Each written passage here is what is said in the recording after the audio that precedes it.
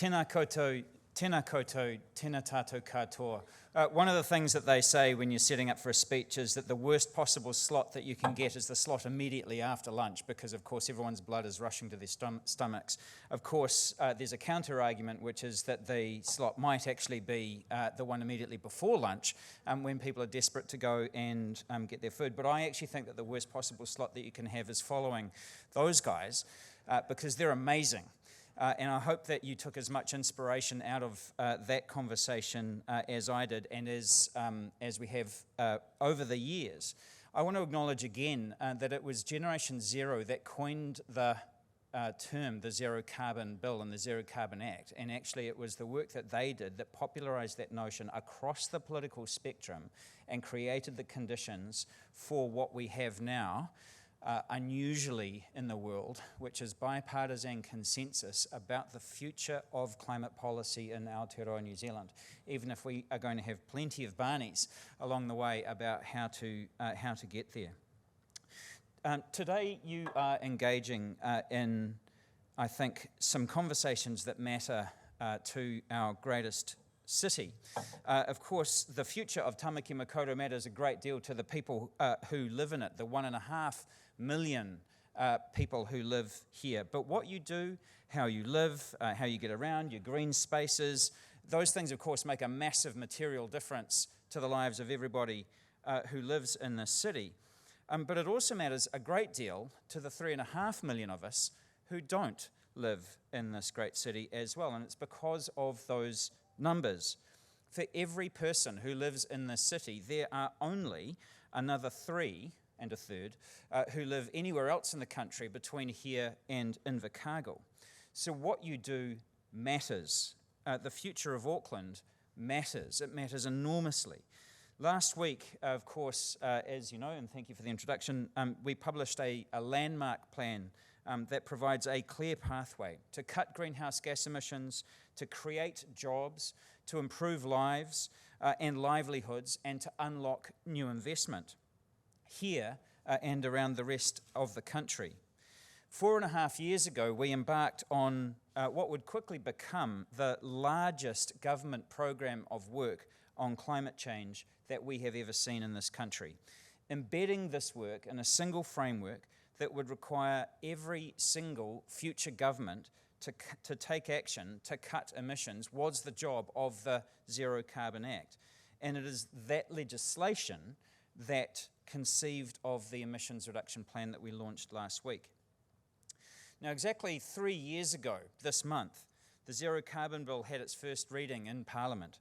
And speaking in the House, I said then that the challenge of cutting emissions would be the best opportunity that we had in at least a generation to change our communities for the better. The emissions reduction plan should do that. It should make lasting cuts to climate pollution whilst also making life better for everyone.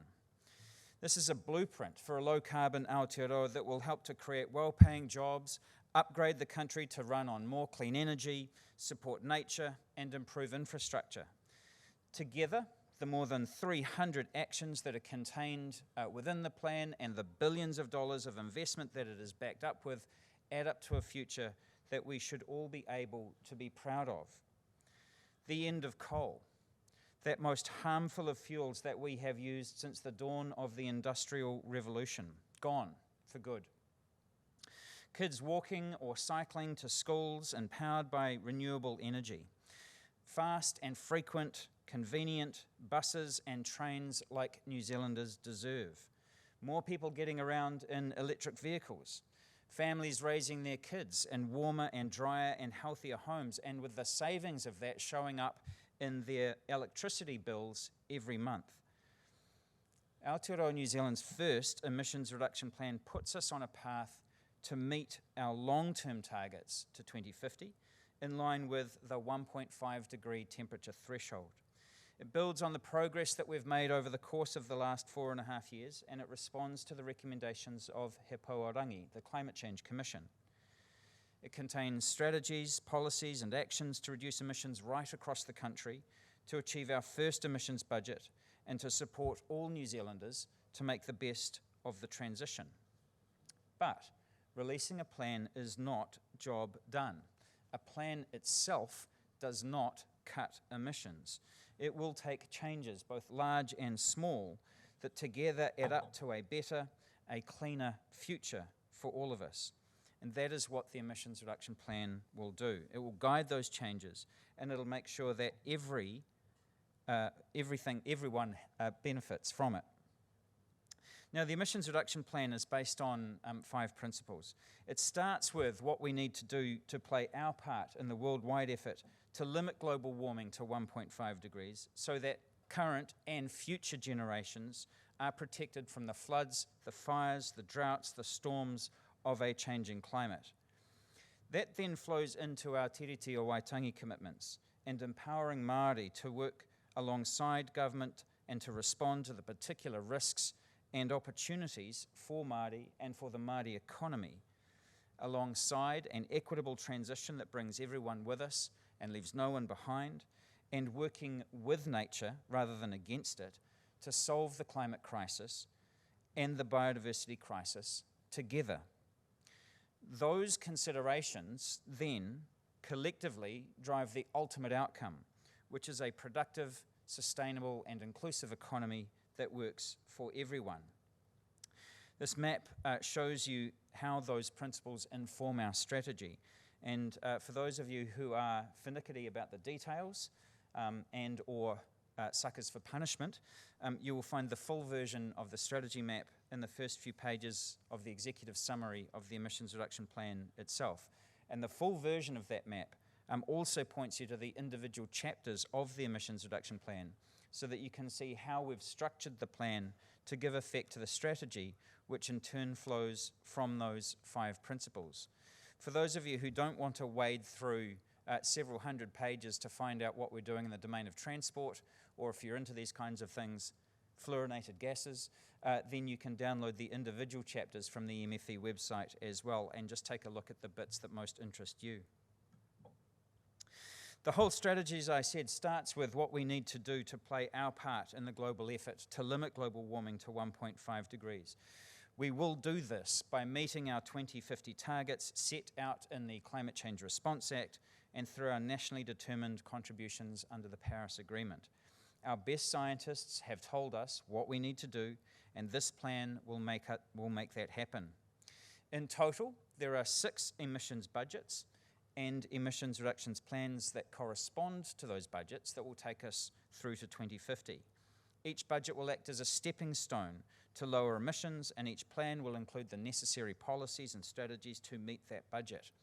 Our first emissions reduction plan requires us to reduce our greenhouse gas emissions by a further 11.5 million tonnes equivalent of carbon dioxide over the course of the next 4.5 years, which, if you know where our starting point is, that is actually quite a stretch. To ensure that the transition for Māori is inclusive and fair and equitable, the plan outlines how we intend for Māori and the government to work together in partnership to develop a new platform for Māori climate action, to develop a Māori climate strategy and an action plan, and to provide funding and resourcing for community action, kaupapa Māori and tangata Māori actions and solutions. So, for example, the plan includes specialist support for whenua Māori entities, farmers and growers, and we're continuing to support marae to upgrade to install clean energy like solar through the Māori and Public Housing Renewable Energy Fund. If we work to ensure that the opportunities of the transition are available to everyone, then that is our best long-term route to success. We know that we will not succeed, on the other hand, if the transition further entrenches existing inequalities in our economy and in our society. So to that end, the government will develop an equitable transition strategy, including proactive transition planning with Māori and other communities that are most affected by the transition. Measures to support workers to transition to low emission sectors and to avoid job losses, working with the unions and with business. Actions to support households and communities to benefit from the transition. So, for example, that's why the plan builds on the success of the Clean Car Discount, with new approaches to making low emissions vehicles more affordable and more accessible for everyone. Now, we know that the protection of our forests, the renewal of our wetlands, and the protection of our endangered species are all urgent and all critical in and of themselves. But those things also provide solutions to the climate crisis. The climate crisis and the biodiversity crisis are inextricably linked, and they have the same root cause. The climate crisis is caused in part by the destruction and the loss of our wilderness spaces, both on land and at sea.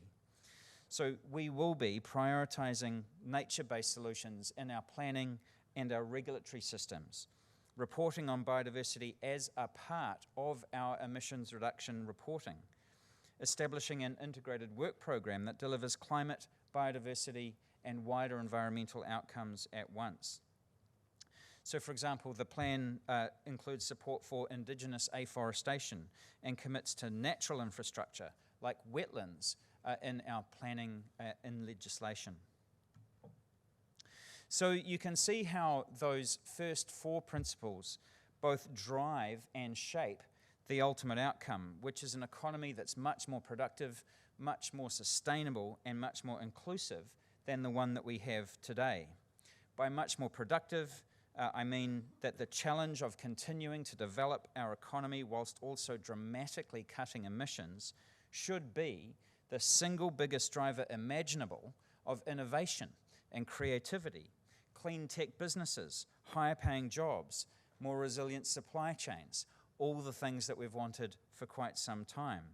More sustainable in the sense that the protection and restoration of our natural world will be at the heart of our work to develop a climate-friendly economy. And more inclusive in the sense that the transition takes everyone with us and leaves no one behind, as I said before, and where Māori are empowered to manage the risks and take advantage of the opportunities to Māori and the Māori economy. Now, to make all of that happen, we need to make sure that the overall system settings support those outcomes right across the economy, and that we also work with our sectors and industries to support them to both cut emissions and also to find new opportunities. System settings are those whole of economy tools, pricing, regulation, investment, policies that support change and drive the overall transition. So a balanced mix of system settings will lead to more investment in key areas like renewable energy. They'll drive innovation and nurture emerging technologies and industries. In terms of the emissions reduction plan, this means that we're going to continue to use emissions pricing and to continue to refine our emissions pricing to provide the right incentives for businesses, including in agriculture, to cut pollution and invest in clean tech alternatives, greening the financial system and investment markets so that capital flows naturally towards low carbon investment and away from more polluting industries, getting New Zealand's planning and infrastructure settings into shape, which is important in its own right, but also to accelerate the transition in our cities and our towns and our industries. Reshaping research, science and innovation systems to drive transformative change in some of the most challenging parts of our economy, and developing strategies to make greater use of our existing resources and to replace non-renewable resources with renewable resources wherever possible. As I said before, getting our economic system settings right will support climate action right across the economy. But we do also need to work with our key emissions-intensive industries and sectors to support them to both cut emissions and find new opportunities. That means making it cheaper and easier to access EVs, decarbonising heavy freight, and supporting people to walk and to cycle and to take public transport. Phasing out fossil fuels and massively ramping up renewables in transport, in electricity generation and in industry. Lifting the quality of both home and commercial construction with the use of sustainable low-carbon building materials. Accelerating the rollout of practices, technology and tools for cutting emissions on farms and in agricultural businesses.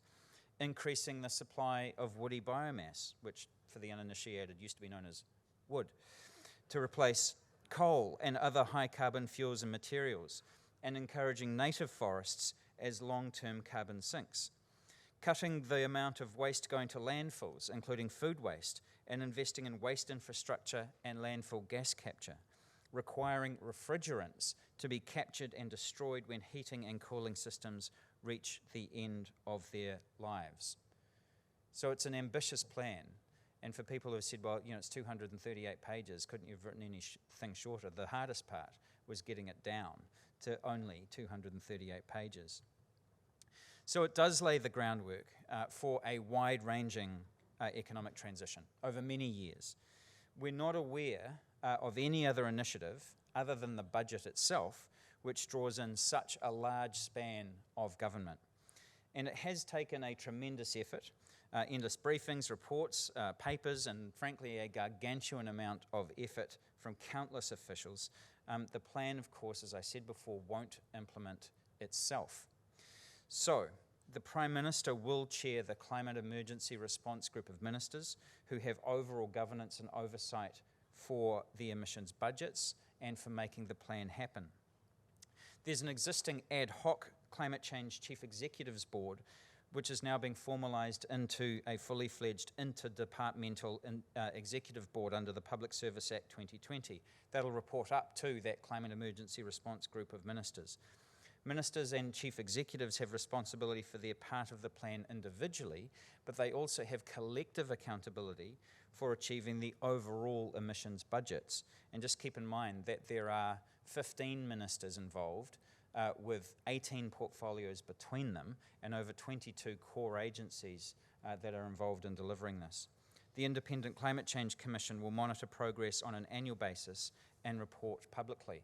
When we announced, or when we passed the resolution in Parliament declaring a climate emergency, we meant it. We take it seriously, and we're building the plan and the accountability to actually deliver against the scale of the challenge in front of us.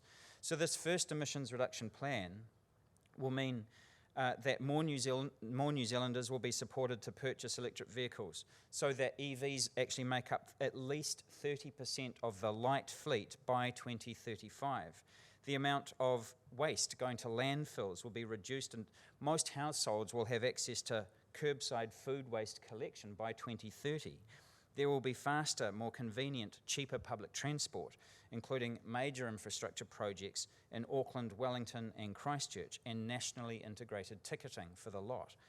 From 2025, only zero-emission buses will enter the fleet, and by 2035, the entire public transport bus fleet will be decarbonised. Low-emissions trucks will carry food and goods and cut freight emissions by 35% by 2035. Most of our biggest businesses will be powered by clean and renewable energy generated here in New Zealand, not exposed to volatile international fossil fuel markets. We will end our reliance on coal with a ban on new low to medium temperature coal boilers, and will phase out all the existing ones at the latest by 2037. There will be a price on agricultural emissions from 2025, and farmers and growers will be supported to reduce emissions with proven practices and techniques and tools and technology, and our native wildlife and forests will be restored. This transition is going to take all of us, and it's going to take everything that we've got. There will be changes, both large and small, in how we live, where we work, how we get to work. Every sector of the economy faces some degree of change. But what does this all mean for our largest city? Well, Auckland's fingerprints are all over this plan.